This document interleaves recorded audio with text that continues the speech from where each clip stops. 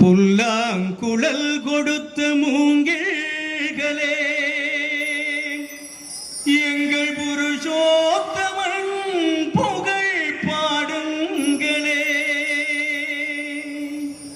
புல்லாங்குழல் கொடுத்த மூங்கில்களே, எங்கள் புருஷோத்தமன் புகழ் பாடுங்களே. இப்ப கண்ணனை பத்தி இவர் கட்டுரையோ கவிதை எழுதணும்னா யாருக்கிட்ட இருந்து விஷயம் சேகரிக்கணும்? புல்லாங்குழலுக்கிட்ட இருந்து விஷயம் சேகரிக்கணும். அதுதான் புல்லாங்குழலை கண்ணதாசன் தேடி அதனுடைய விஷயம் சேகரிக்கிறார். அதுக்கு அடுத்து சொன்னார் பாருங்க, ஒரு மனிதன் பிறப்பில் இருந்து இறப்பு வரை, பிறக்கும் போது தாலாட்டு, போகும்போது நீராட்டு, இதற்கு இடைப்பட்ட காலத்தில் அவன் வாழ்கிற வாழ்க்கைக்கு யார் நல்ல செய்தியை சொல்லி தந்தார்? பிறக்கிறோம்ல, அதுல தாலாட்டுங்க.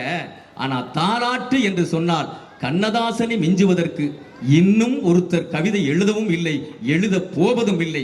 அதை சொல்லி கொடுத்தாரு பாருங்க, அழகா அந்த பாசமலர்ல அழகா போட்டு கொடுத்துருப்பா. எப்படி தெரியுமா? மலர்ந்தும் மலராத பாதி மலர் போல வளரும் விழி வண்ணமே, வந்து விடிந்தும் விடியாத காலை பொழுதாக விளைந்த கலை அன்னமே.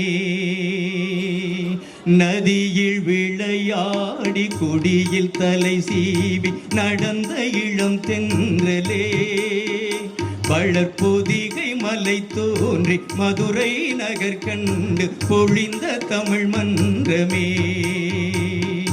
மலர்ந்தும் மலராத பாதி மலர் போல வளரும் விழி வண்ணமே, வந்து பிடிந்தும் விடியாத காலை பொழுதாக விளைந்த கலை அன்னமே. மலர்ந்தும் மலராத பாதி மலர் போல. என்ன நம்ம ஒரு மனிதனை எங்கே தூண்டி நிறுத்துகிறது பாருங்க. மலர்ந்ததா மலரவில்லையா? அவர் சொல்றார் கண்ணதாசன், மலர்ந்தும் மலராத. மலர்ந்துருச்சா மலரலையா? மலருகிறது, மலர்கிறது. ஆனா இன்னும் முழுவாக மலரவில்லை, மலர தொடங்கி இருக்கிறது.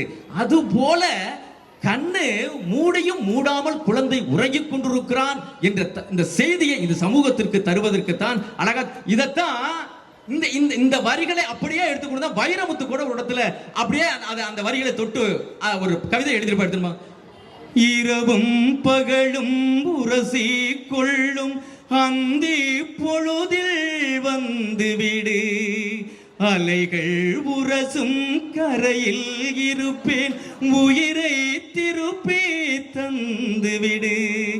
தனன